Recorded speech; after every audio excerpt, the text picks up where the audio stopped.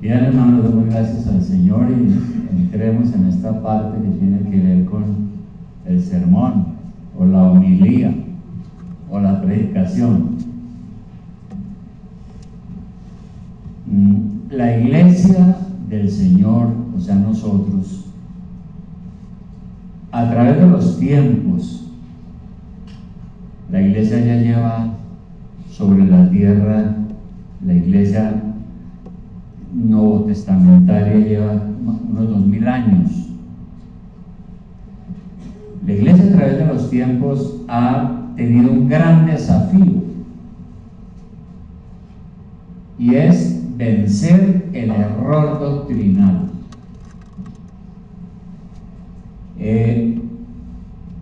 Cuando comenzó la iglesia hace casi 2000 años,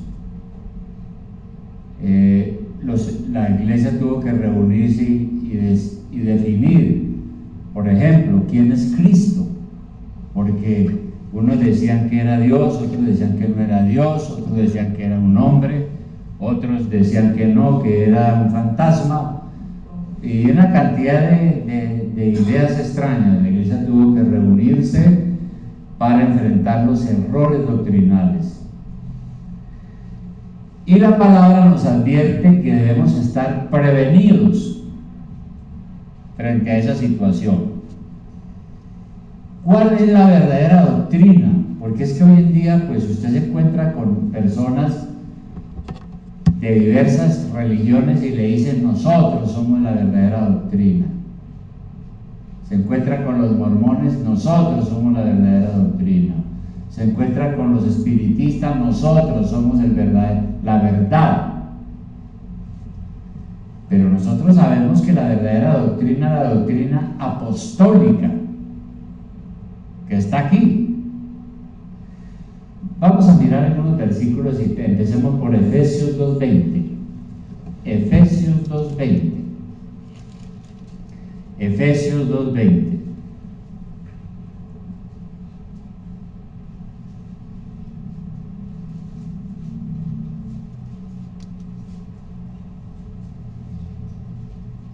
Efesios 2:20 dice lo siguiente, y está hablando a la iglesia, es decir, la palabra nos está hablando a nosotros, y dice, y podemos leer desde el 19, dice: así que ya no sois extranjeros ni advenedizos, sino conciudadanos de los santos y miembros de la familia de Dios.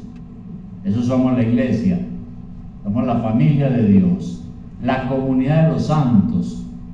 20 dice: edificados sobre el fundamento de los apóstoles y profetas, siendo la principal piedra del ángulo Jesucristo mismo. Nosotros somos edificados, es decir, obtenemos el conocimiento y todo lo que necesitamos para nuestra salvación y la vida espiritual. Somos edificados en la enseñanza apostólica, que está aquí en el Nuevo Testamento. Y esa enseñanza apostólica nos ayuda a no caer ante los falsos pastores y los falsos maestros. Ahora miremos 2 de Pedro capítulo 3. 2 de Pedro capítulo 3. 2 de Pedro 3:17. Ahora, el apóstol ha venido aquí hablando de los falsos pastores y falsos maestros. Si usted mira el capítulo 12, hay un subtítulo allá en la Reina Valera que dice: falsos pastores y falsos maestros. Luego él habla de la venida del Señor al comienzo del capítulo 3. Y luego ya casi al final, en el versículo 17, después de haber dicho tantas cosas para tener cuidado, él dice: así que vosotros, o sea nosotros, la iglesia, oh amados, sabiéndolo de antemano, guardaos. Después de haber explicado todo. Bien, este mundo, hermano, está plagado de falsas doctrinas. doctrinas que han traído confusión y desorden. Y cada día aparecen nuevos profetas y nuevos maestros. Los falsos pastores y maestros son expertos en tomar partes difíciles de la Biblia y darle una interpretación errónea.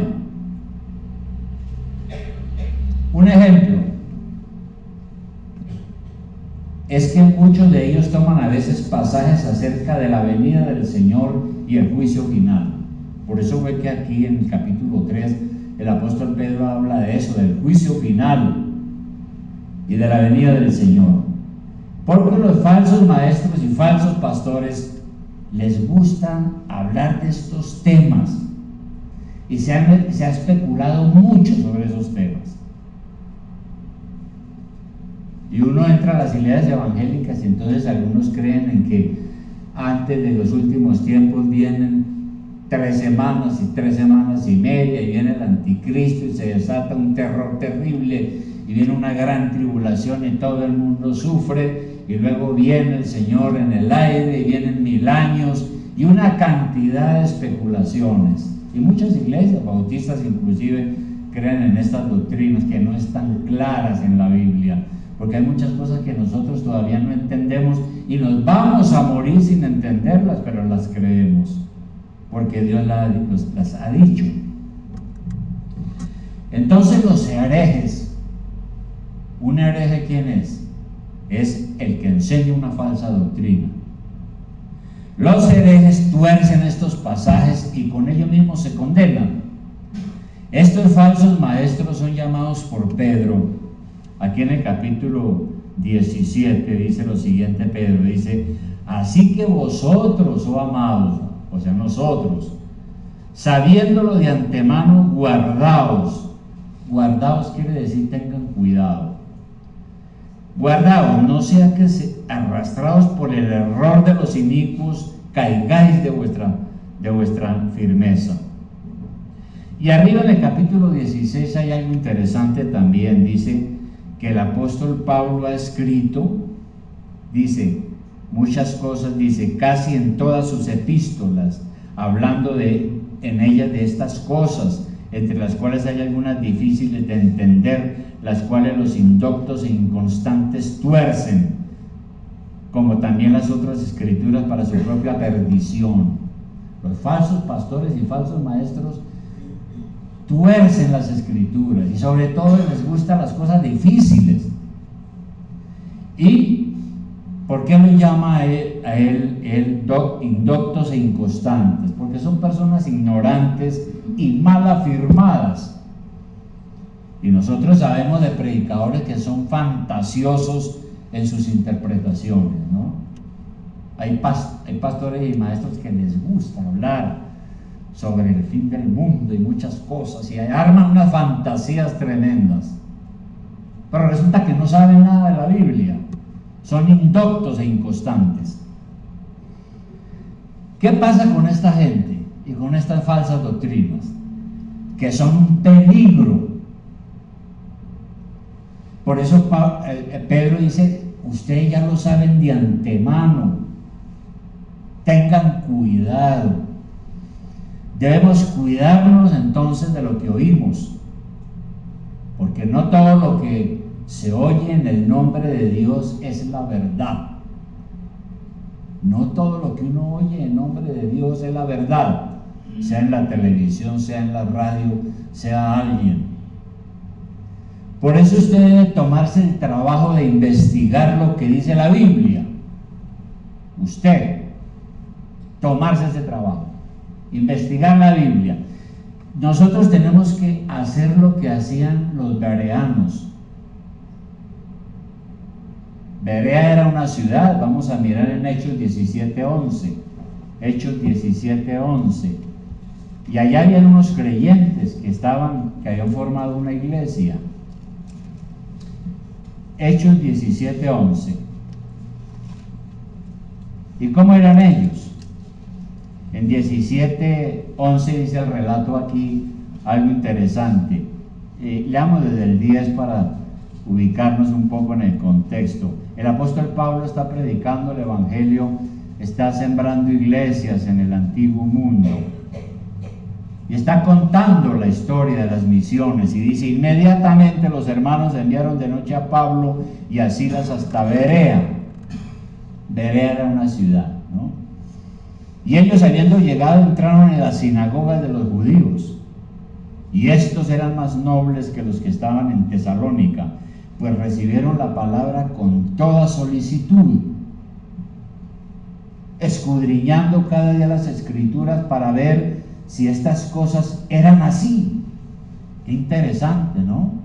Unos hermanos que dice que recibieron la palabra con solicitud, es decir, con alegría, con afecto, con deseo, pero a la vez escudriñaban las escrituras a ver si lo que estaba diciendo Pablo estaba de acuerdo con las escrituras. Nosotros tenemos que ser como ellos.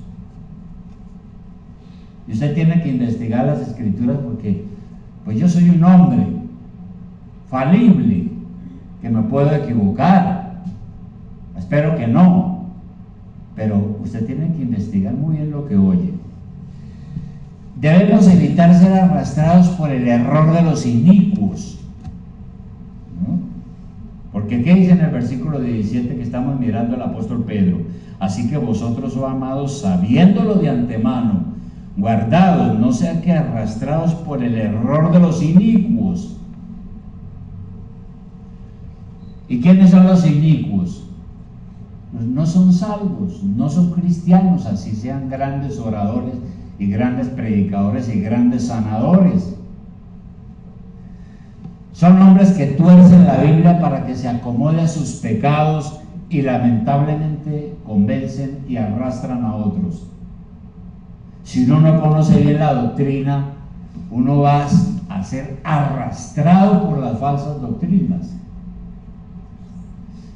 Y la única manera entonces es mantenernos conociendo esta doctrina para estar firmes, como dice aquí el apóstol.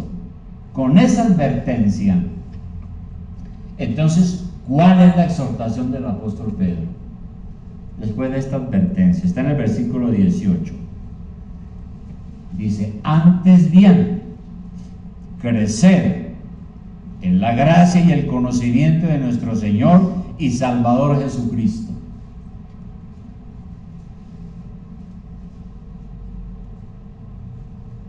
La exhortación del apóstol Pablo entonces es que usted y yo tenemos que crecer en la gracia y el conocimiento del Señor Jesucristo.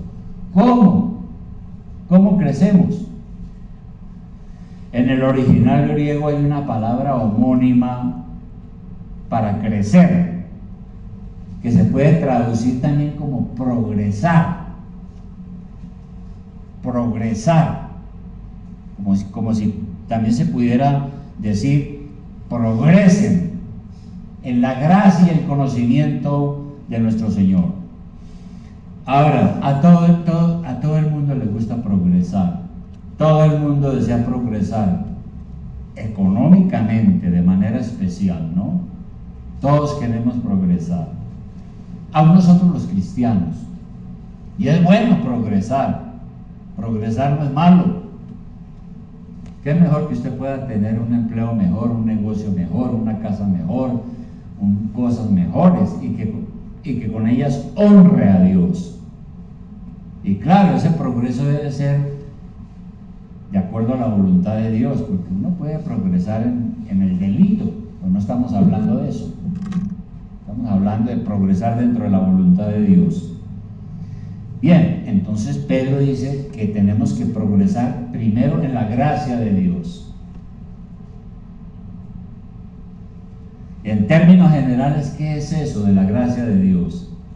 La gracia de Dios se refiere a todo lo que Dios nos ha dado en la salvación, todo lo que hemos recibido sin merecerlo. Es que nosotros no merecíamos nada, hermano. Por la gracia de Dios hemos sido rescatados del pecado, y esto se debe a la misericordia de Dios, porque Él pudo habernos dejado allá donde estábamos antes.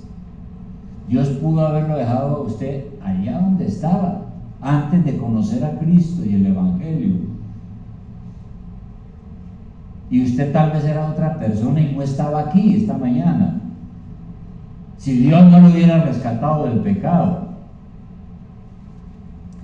Por la gracia de Dios, Él entonces nos ha llamado y nos ha hecho sus hijos, porque nos ha dado una vida nueva mediante la regeneración por el Espíritu Santo. Si uno no hubiera tenido esa experiencia, uno ni pisa la iglesia siquiera. Uno no entra a la iglesia.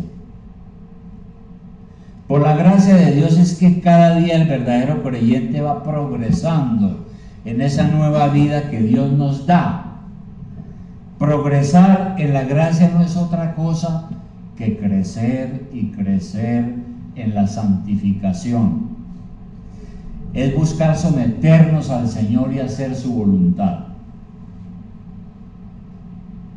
Nadie va a progresar en la gracia de Dios siendo un rebelde, un incrédulo, un mentiroso. Si no está dispuesto a arrepentirse y a recibir la bondad inmerecida de Dios, pues no es un verdadero cristiano y no va a crecer en nada. Y por ahí hay mucho mentiroso, ¿no? Diciendo yo soy cristiano. ¿Cuál cristiano? No tienen ni idea.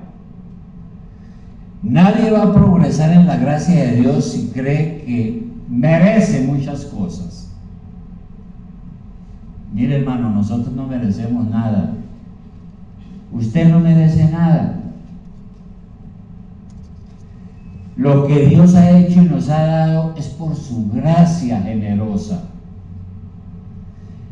Y no vamos a progresar si no somos agradecidos con lo que Dios nos ha dado. Yo todos los días tengo que decirle al Señor: Señor, gracias, porque un día me quitaste el velo, me sacaste de la ignorancia, me llevaste a tus caminos, pude conocer la verdad, tu verdad, y me hiciste una persona nueva.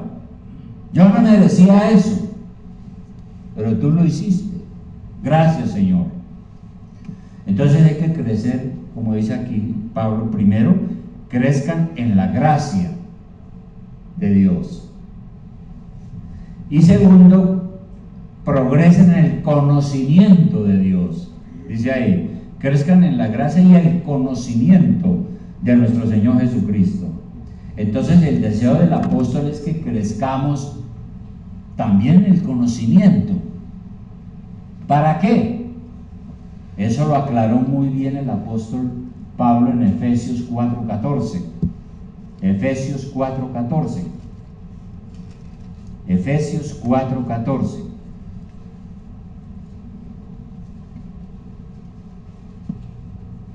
Mire usted esta maravilla de pasaje. Tal vez usted ya lo ha leído. Pero arriba en el versículo 11 está diciendo que después de que Jesucristo se levantó entre los muertos y subió al cielo, Él nombró personas en la iglesia. En el 11 dice, primero apóstoles, ya no hay apóstoles, a otros profetas, no hay hoy en día profetas al estilo del Antiguo Testamento, a otros evangelistas, a otros pastores y maestros. Eso sí los hay todavía. El Señor es el que ha nombrado pastores y maestros en la iglesia. ¿Y para qué? 14, vamos a saltar el 14, dice, para que ya no seamos niños fluctuantes, llevados por doquiera de todo viento de doctrina. ¿Y qué es lo que quiere decir entonces el apóstol aquí?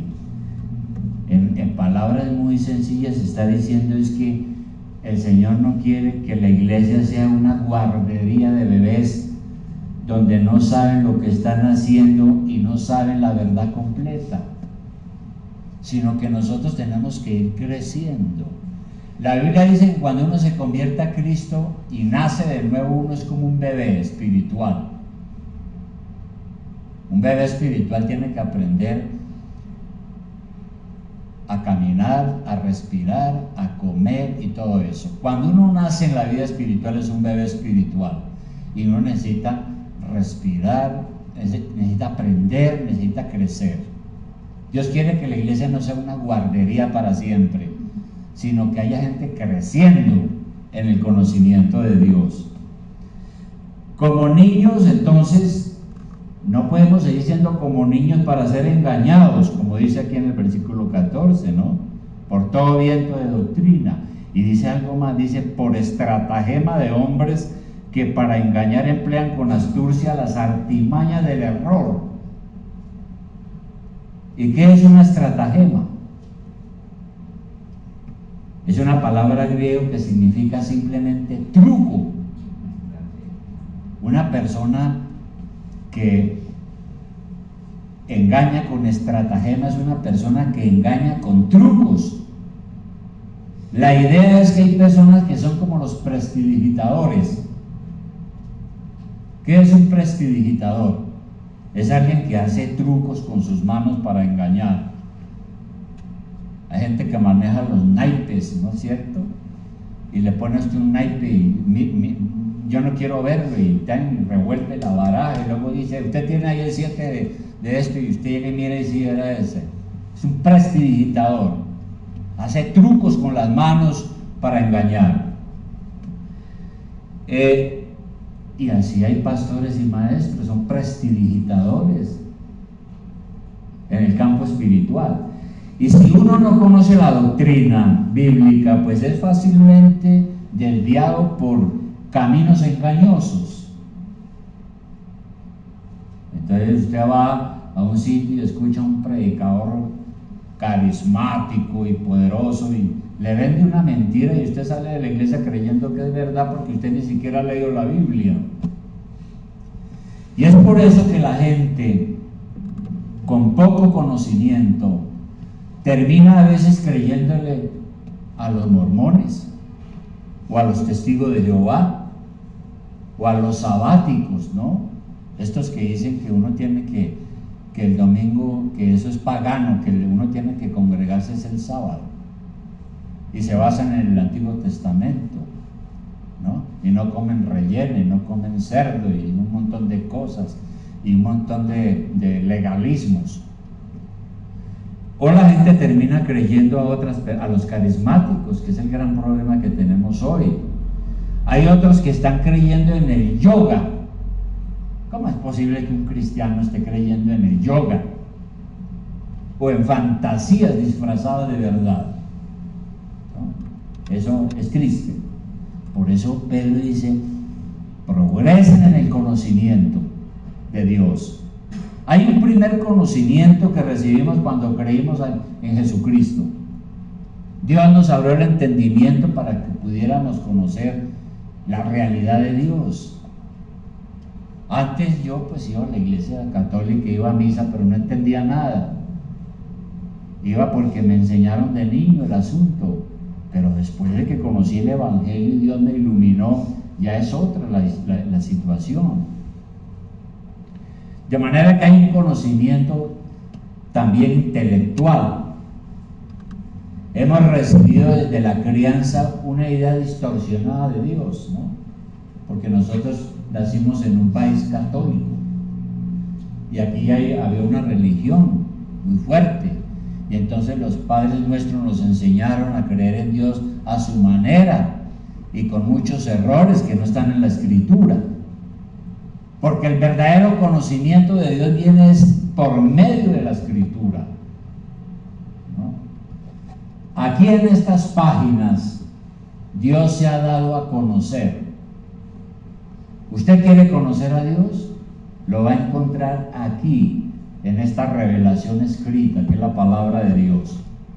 Aquí Dios se da a conocer. Y el Espíritu Santo utiliza esto, la Biblia, la Escritura, para iluminarnos sobre la verdad.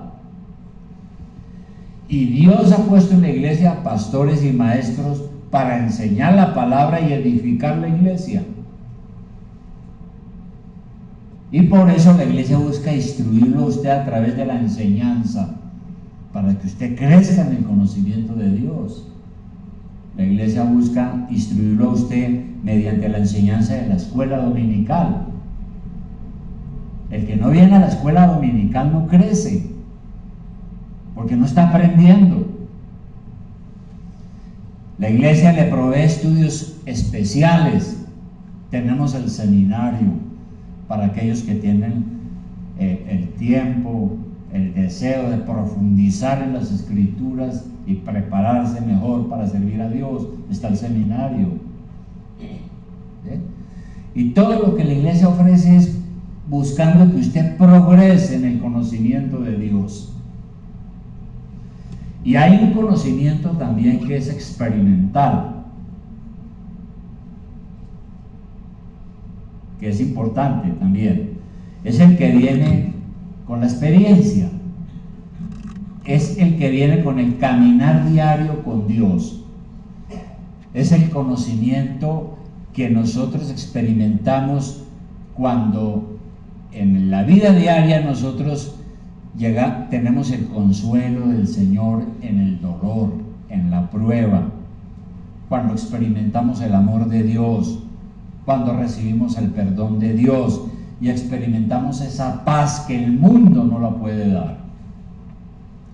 Entonces está uno, como dicen por ahí popularmente los jóvenes, llevado por ahí un día de estos, y entonces usted va y ora con fe y pide al Señor, y el Señor le va dando la fortaleza, la paz, lo va guiando, lo va dirigiendo. Todo eso es un conocimiento experimental de la experiencia. Y a medida que vamos progresando cada día mediante esa relación con el Señor, a través de la fe, vamos conociendo más y más de Dios y de su gracia maravillosa, y nos vamos afirmando y vamos madurando como cristianos. Vamos saliendo de la infancia a la adultez y a la madurez. Conocemos más a Dios y progresamos en nuestro caminar diario cuando andamos en obediencia, claro. Hay que obedecer lo que dice la Biblia, hermano. Hay que conocer la Biblia y obedecerla. Cuando usted obedece, crece. Cuando usted desobedece, se cae. Cuando buscamos a Dios en oración, crecemos y conocemos a Dios. Cuando nos sometemos a su voluntad, porque Él siempre quiere lo mejor para sus hijos, los que están en Cristo. Todo eso es, hermano. Entonces fíjese usted, hermano, Pedro dice, ya lo saben de antemano, cuídense de las falsas enseñanzas, crezcan, progresen en la gracia de Dios y en el conocimiento de Dios. Así las cosas, yo les digo lo mismo que dijo Pedro, el que acabo de decir. Ustedes también lo saben de antemano. Tengan cuidado, hermanos, lo que oyen, dónde entra, porque puede ser un lobo vestido de oveja que le mete a usted y le vende una idea falsa. Si usted quiere ser una persona firme en la fe, debe comenzar a conocer lo que Dios ha dicho en su palabra. Pero si yo no sé lo que Dios ha dicho aquí, ¿cómo hago? Si yo no conozco a Dios aquí en la Escritura, porque no la leo ni la estudio, ¿cómo hago? Es imposible. Y la verdad, hermano, uno no puede ser un ignorante en estos tiempos, porque si uno es un ignorante, uno va a terminar esclavizado por la incredulidad, ¿no? Cuando uno no conoce la Biblia, hermano, viene una prueba y uno sale corriendo porque uno ni siquiera conoce las promesas. Hace un momento cantábamos ese himno: todas las promesas del Señor Jesús son apoyo poderoso para mi fe. Pero si usted no lee la Biblia, no conoce cuáles son las promesas. Nosotros no podemos quedarnos en el kinder. Tenemos que crecer. Sométase al Señor, arrepiéntase de sus pecados, siga progresando en la fe, en la gracia, en el conocimiento de Dios. Entonces, así las cosas, hermano, ¿Cómo ha sido su experiencia real con el Señor? ¿Cómo ha sido? Al comenzar este año, ¿usted se siente más maduro que antes? ¿Ha crecido? ¿O usted se siente más lleno de dudas? Y el diablo le está sembrando la incredulidad y usted está pensando en mil tonterías y cosas de esas. ¿Cómo se siente usted? ¿Es más maduro que antes? ¿Está progresando espiritualmente? Si es así, lo felicito, hermano. Porque usted está comenzando un nuevo año con nuevas fuerzas, más adulto, más fortalecido, con más conocimiento de Dios, todo esto. Pero si no es así, entonces, hermano, usted debe hacer un alto en el camino, ¿no? Quizá para usted sea un propósito este año que comienza. Usted tenga que más bien parar y decir, no, yo creo que yo como que no ando bien, ¿no? He fallado mucho en la iglesia, no leo la Biblia, poco oro, estoy lleno de dudas, cuando hay problemas no tengo confianza en Dios, estoy muy mal. Y tiene que salir de ahí, hermano, y madurar, porque eso es lo que está diciendo aquí el apóstol. Y es para todos nosotros, ¿no? No es porque yo estoy por allá en un pedestal especial, no, es para todos, es para mí también. ¿Cómo ha sido su experiencia real con el Señor? ¿Qué tanto conoce usted a Dios? ¿Cómo es su experiencia con Él? Su caminar con Dios, ¿cómo es? Vamos a orar al Señor para pedirle que nos ayude, hermano, en ese crecimiento.